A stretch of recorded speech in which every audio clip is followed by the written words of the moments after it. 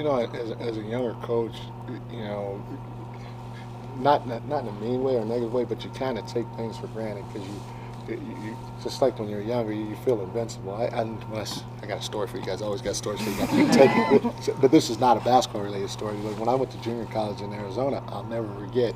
My buddy had had like a little 4x2 Nissan pickup truck, and it was legal back then, but you could jump in the back of the bed. And you could have 3 or 4 guys.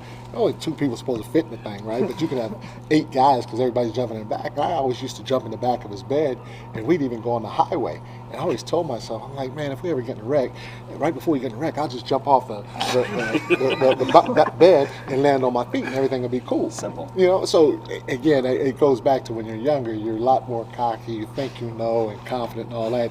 And that cockiness, I guess, is really naive, and so you don't appreciate things, in my opinion. I'm not saying this for everybody, I know for me, but you don't appreciate things as much back then as you do now because you've gone through the ringer, not just in the sport, but in life too.